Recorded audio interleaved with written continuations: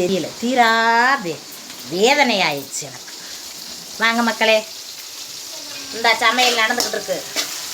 நாத்தனாருக்கு மயக்கம் வருதுன்னு தூங்கிட்டாங்க பாவம். அவங்க தூங்கட்டும், முடிஞ்ச வரைக்கும் நம்ம பார்ப்போம். கடையில் ஆர்டர் பண்ண முடியாது. கடையில் ஆர்டர் பண்ணுறதுலாம் நல்லா தெரியுது. நம்ம வீட்டில் சமைக்கிற மாதிரி டேஸ்ட்டு இருக்காது, கூடுதலாகவும் கிடைக்காது. என்னத்துக்கு நம்ம அடுத்து சமைச்சிருவோம். சமையல் ஆரம்பிச்சு கறி இந்த இது பூரா வதக்க, பாதி கறியை குழம்பு வைக்க, அப்படியே ரசம் சோறு, வெள்ளைச்சோறு கொஞ்சம் வச்சு விட்றேன். வெள்ளைச்சோறு வச்சு விட்றேன். இப்போவே என்ன கொஞ்சம் நேரம் ஆட்டமாத்தே, ஒரு ஐடியா சொல்கிறது கூட இல்லை பிடிக்காது. இந்த சமையல் ராணியாக சமைப்பீங்க. அதெல்லாம் சமைக்கிறது கஷ்டம். எந்த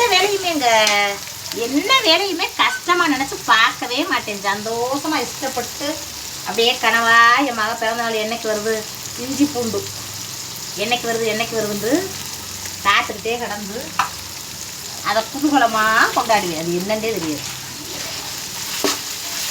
எல்லா ஃபங்க்ஷனையும் கையலுக்கு ஃபங்க்ஷன் வச்சாலும் சரி, எனக்கு வீட்டில் ஃபங்க்ஷன் வச்சாலும் சரி, தங்கச்சி வீட்டில் ஃபங்க்ஷன் வச்சாலும் சரி, எல்லாத்தையுமே குதூகலமாக கொண்டாடிட்டு அப்படியே இருக்கு. அது இயற்கையாகவே இருக்குன்னு நினைக்கிது. எனக்கு தெரிஞ்ச அளவுக்கு உங்களுக்கு காட்டுறேன். என்ன மக்களே, என்னமோ நம்மளா கேமரா பிடிச்சிக்க வேண்டியது, நம்மளா சமைக்க வேண்டியது, வேலையில் பூரா நம்மளா பார்க்க வேண்டியது விட்டு கொடுத்து. இஞ்சி பூண்டு தக்காளி எல்லாம் நல்லா வெந்துருச்சு. இப்போ நம்ம கறியை நான் இப்படித்தான் கிரேவி வைப்பேன். நீங்கள் எப்படி கிரேவி வைப்பேன்னு கமெண்ட் பாக்ஸில் சொல்லுங்கள். ஒத்த கையில் தூக்கி கொட்ட முடியல, அதனால் கேமரா வச்சுக்கிட்டு அப்படியே தூக்கி கொட்டுறேன்.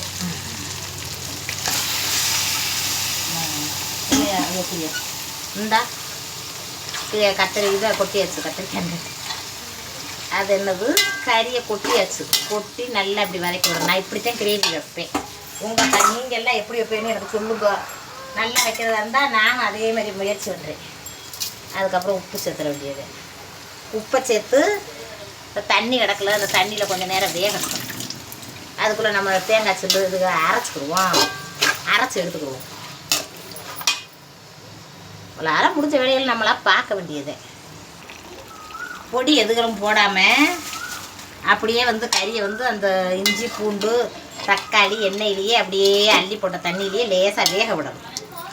ஏன் கேளுங்க, இது ஆட்டுக்கறி கோழிக்கறிக்கு இதே. இப்போ ஆட்டுக்கறிக்கு தானே வேக விடுவோம், கோழிக்கறி நல்லா வெந்துருமேலாம் நினைக்கக்கூடாது. வேகுது வேகலை, நம்ம கொஞ்சம் வேக விட்டோம்னா இன்னும் கொஞ்சம் நல்லா இருக்கும் கறி. அதுக்கப்புறம் நான் முந்திரி பருப்பு வறுத்துறதுலாம் போட மாட்டேன், அப்படியே போட்டு விட்டுருவேன். கொஞ்சம் முந்திரி பருப்பு போட்டு விட்றோம். முந்திரி பருப்பு போட்டு குடித்தா உனக்குள்ளார தண்ணியா நல்லா வதக்கி விட்டு வேகட்டும். கொஞ்சம் நேரம், ஒரு 10 நிமிஷம் வேகட்டும். அதுக்கப்புறம் என்னென்ன மசாலா சேர்க்குறேன்றதை காட்டுறேன். என்னத்தையோ என் மகளுக்காக சமைச்சிக்கிட்டு கிடைக்கி.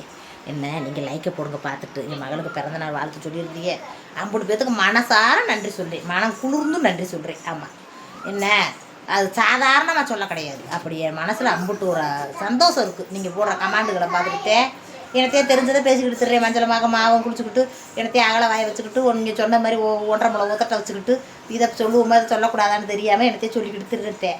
அதை பார்த்துக்கிட்டு எல்லோரும் நல்லபடியாக லைக் போடுறீங்க, நல்லபடியாக கமாண்ட் பண்ணுறீங்க, நல்ல சந்தோஷம். அதோட பார்த்துக்கிட்டு இருந்தால் என்னென்ன அந்த கிரேவியில் சேர்க்குறேன்னு காட்டுறேன். எனத்தையும் நம்மளுக்கு தெரிஞ்சதே நான் ஃபோனில் அதில் வத்தலாம் வைக்க மாட்டேன். என் மூலையில் எப்படி செய்யணும்னு தோணுதோ அப்படி அந்த காலத்துக்கெல்லாம் அம்மா மாதிரி சமைக்கிறத பார்த்துக்கிட்டு இருந்துட்டு அப்படியே தான் சமைப்பேன். புதுசாக தான் அதில் இன்னமும் உப்பு கறி ஓடுறது இதெல்லாம் எதையும் பார்த்துல நானாக கற்றுக்கிட்டது. அம்மா அப்போ முயலை அப்பா முயை பிடிச்சிட்டு அதை நறுக்கி அப்படித்தான் அம்மா போடு உப்பு கறியா. அப்பாவும் காட்டுக்குள்ளே போட்டு கொடுப்பாரு. வெறும் பட்டை வத்தா வெங்காயம் உப்பு இதை மட்டும் போட்டு அப்படியே வதக்கி அப்படியே காட்டுக்குள்ளே கறியை வதக்கி அப்படியே இந்த இது இருக்கு பாருங்க, பனை மட்டை அப்படியே இது குடிப்போம் பாருங்க, அது மாதிரி இப்படி மட்டையாக செஞ்சு அதில் அள்ளி வைப்பார். திண்டா அம்புடு தேனாக இருக்கும் அந்த முயக்கறி. அப்படி காட்டுக்குள்ளே வதக்கி கொடுப்பாரு அப்பா. அதெல்லாம் பார்த்து கொடுத்தேன். அதே மாதிரி வதக்குறது நான் இங்கே கோழிக்கறியில். இப்போ வாங்க, இந்த ஓரளவுக்கு வெந்துருச்சு. இப்போ நம்ம பொடிகளை மசாலைகளை சேர்த்துக்குவோம். கொஞ்சம் தண்ணியாக இருக்குது, கொஞ்சம் கிரேவிண்டா கொஞ்சம் ஆளுக வாராக கொஞ்சமாக வச்சோம்னா நல்லா தெரியாது. கொஞ்சம் அந்த பந்தியில் வைக்கிறாங்கல்ல அது மாதிரி குழம்பு மாதிரியும் இல்லாமல் கூட்டு மாதிரியும் இல்லாமல் வச்சாத்தே கொஞ்சம் பத்தும்.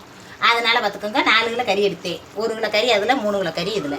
சரி இருங்க, நான் அந்த பொடியில் போட்டுவேன். கறி நல்லா வெந்துருச்சுங்க. வெந்த கறியில் நம்ம பொடியை போடுவோம்னா பொடி என்னென்ன பொடிண்டா இந்த பாருங்கள். இந்த இதெல்லாம் என்னென்ன பொடின்றிய?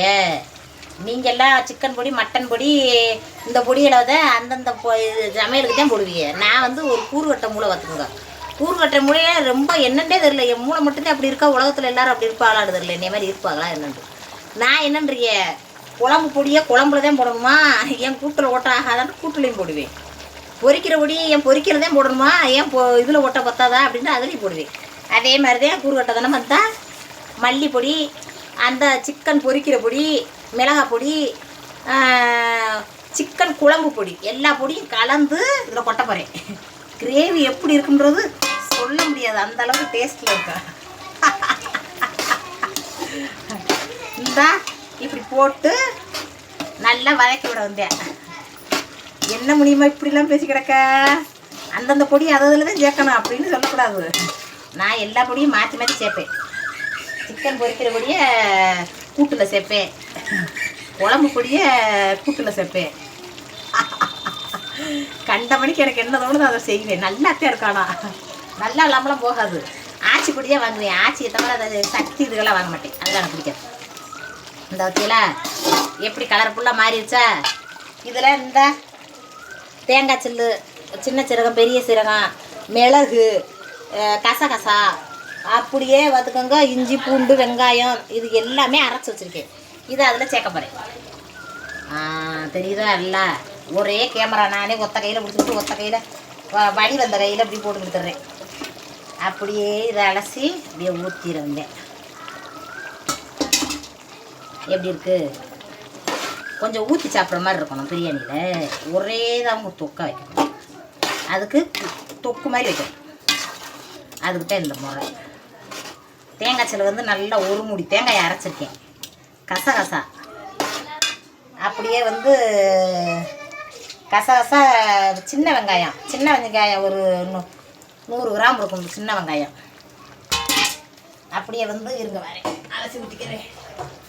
சின்ன வெங்காயம் அப்படியே, தக்காளிலாம் அரைக்க மாட்டேங்க, அது எனக்கு பிடிக்காது. இஞ்சி பூண்டு அப்படியே கொஞ்சமாக இது, அது என்னது, அதே முந்திரி பருப்பு போட்டு அரைச்சிருக்கேன். கொஞ்சம் குழப்புக்காக. கட்டியாக இருந்ததே வந்து பார்த்துக்கோங்க நல்லாயிருக்கும். கட்டியை ரொம்பவும் கட்டியாக வைக்க முடியாது, ரொம்ப தண்ணியாக வைக்க முடியாது. ஆளுக கொஞ்சம் ஆளுக வரதுனால அவங்களுக்கு கொஞ்சம் வைக்கணும்ல, அது மாதிரி ரெடி பண்ணியிருக்கேன். இதை வந்து இப்படி கொதிச்சு இறக்கினா போதும். ஏன்டா கறி முதல்ல வெந்துருச்சா, அதனால் ஒரு கொதிச்சு இறக்கி எண்ணெய் பிரிஞ்சு வந்துட்டா அப்படியே போதும். இதுதான் கிரேவி. இப்படித்தான் நான் வைப்பேன். கிரேவி பார்க்க எப்படி இருக்குது? நல்லா தெரியுதா என்னன்னு தெரியல. எப்படியோ பார்த்துட்டு லைக்கை போடுங்க. எனக்கு தெரிஞ்ச கிரேவி இதுதான், சிக்கன் கிரேவி. எங்கள் வீட்டில் கொஞ்சம் எச்சி ஊறுது எனக்கு. உங்களுக்கு எச்சி ஊறுதா என்னன்னு சொல்லுங்க. சரிங்க, அப்புறம் நான் இறக்குறப்ப காட்டுறேன். அதுக்கப்புறம் புதினா மல்லியை போட்டுருவோம். கொத்தமல்லி தூவும்ல, அதை தூவிடுவோம். என்னென்றா எனக்கு தெரிஞ்ச வரைக்கும் வச்சுக்கிட்டு கிடைக்கேன். நம்ம குடும்பத்தில் நம்ம விசேஷம் சிறக்கணும்டா நம்ம அதில் பங்கேற்பு வந்து பெலமாக பண்ணணும். அப்போத்தான் அந்த விசேஷம் சிறந்தது மாதிரியே இருக்கும். ஒரு சில பேரில் என்ன செய்கிறாங்க, அவங்க வாட்டுக்கு தூங்கி எழுந்திரிச்சிட்டு அவங்க வாட்டுக்கு குளிச்சு எல்லா வேலையும் பார்த்துட்டு கடையில் ஒரு போனை பண்ணி டொமேட்டோவுக்கு டொக்காய் என்னத்துக்கோ உனக்கு போனை பண்ணி கொண்டு வாங்க சாப்பாடை அப்படின்னா கொண்டு வந்து கொடுத்துட்றா. அப்படியே அவங்க வாட்டுக்கு பரிமாறி அவங்க வாட்டுக்கு ஃபங்க்ஷனை கொண்டாடி சாப்பிட்டுருக்காங்க. அதில் நம்மளோட பங்களிப்பு எதுவுமே இருக்காது. இப்போ பாருங்கள், காலையில் எழுந்திரிச்சேன், வீடு வாசல்லாம் உங்களுக்கு தொடச்சேன், பாத்திரம் பண்ணம்லாம் விளக்குனேன், அதோட குளித்தேன், துணிமணியை கூட துவச்சி காயப்பட்டேன், மெத்தகத்தையெல்லாம் விரித்து ரெடி பண்ணேன். என் மயனுக்கிட்ட லிஸ்ட் எழுதி கொடுத்து சாமானப்புறம் வாங்கிட்டு வச்சேன். வாங்கிட்டு வந்தார். அவர் வாங்கிட்டு வரதுக்குள்ள நான் பிடிச்சி ஒரு புது சேலை இருந்துச்சு, ஒரு பூனஞ்சேலை. இந்த பூனஞ்சேலையை கட்டினேன். நல்லா இருக்கா, சட்டை எப்படி இருக்குது அப்படியே கட்டிட்டு அப்படியே அந்த விழுந்து வேலை பார்க்குறேன். இப்படி பார்க்குறப்ப என்ன செய்யுது, நம்ம மகளுக்காக நம்ம ஒரு வேலை பார்க்குறோம், நம்ம மகளுக்காக நம்ம சமைக்கிறோம், நம்ம மகளுக்காக எல்லா வேலையும் பார்க்குறோம் அப்படின்ற சந்தோஷம் மனசில் நிறைஞ்சு போயிடும். அது வந்து பார்த்திங்க, ஆளுக கூடி வந்து ஃபங்க்ஷன் நடத்தணுன்ற அவசியம் கிடையாது.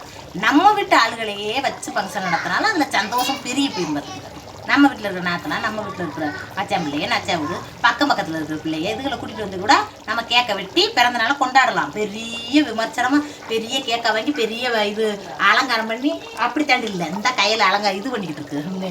அது என்னது, அந்த இதை ஒட்டிக்கிட்டு இருக்கு பாருங்க. இப்படித்தேன் எங்கள் பிறந்தநாள் அப்படி கொடுத்தேன். இந்த இதில் இப்படியே ஒடுத்தேன், நெட்டுனட்டா இந்த ஒடுக்கல இதை இப்படி வளைச்சு வளைச்சு இப்படி நெட்டு நெட்டாக ஒட்டுவாங்கல்ல அது மாதிரி ஒட்டு. நல்லா இருக்குதே, அப்போதே நல்லா இருக்கும். இது ஒரே இந்த இப்படி இப்படி இப்படி இப்படி இப்படின்னு வரி வரியா அப்படி விட்டு இது ரெண்டும் வீட்டு வாசல் அப்படியே விட்டுங்க. இதுலயுமே இந்த இந்த இந்த மூளைக்கு இந்த மூளைக்கு சின்னதா இருக்கு. இந்த மூளைக்கு இந்த மூளைக்கு எப்படி தொங்க விடும். இங்க கேக் கட்ட போறீங்களா? ஆமா இங்கதான் கேட்க. அப்ப இந்த இடத்துல டெக்கரேஷன் இந்த இடத்துல மட்டும் பண்ணு.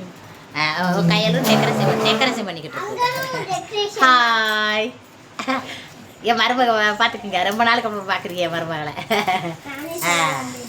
டெக்கரேஷனை பண்ணுங்க. என்ன திட்டு திட்டு கேட்குது உன்னை பார்த்த உடனே கேமரா விக்குண்டுது.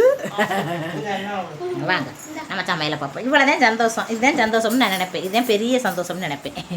பெரிய காசு பணம் புழங்கணும், பெரிய செய்முறை செய்யணும் அப்படி இப்படிலாம் நினைக்க மாட்டேன். இதுதான் பெரிய சந்தோஷமாக என் மனசுக்கு தோணும். இந்த சந்தோஷம் நினச்சிருந்தா போதும் மக்களே. இந்த சந்தோஷம் நம்மளுக்கு கிடச்சா போதும். சும்மா நம்ம வாட்டுக்கு இருந்தோம் போனோம்ன்றது எனக்கு இருந்து என்ன செய்ய. இதுதான் கொஞ்சம் கிரேவியாக இருக்கா, இதை ஊற்றிக்கிட்டு பிரியாணியில் சாப்பிட்றப்ப நல்லா பிரியாணி தான் வைக்க போகிறேன். அடுத்து இருந்தா சட்டி ரெடியில் இருக்குது. எங்கள் வீட்டுக்கார சொல்லிட்டு போகிறாரு, பான்மதி வெளியில் வச்சிருந்து வெளியில் வெயில் அடிக்குது, தம்மில் வைக்க முடியாது இருக்கா அப்படி சொல்லிட்டு போகிறாரு. நம்ம இதுலேயே வைப்போம். வெளியில் என்ன வெயிலில் போய் திரிய முடியாது. மயக்கமாக வருது. என்ன விட்டு வருது.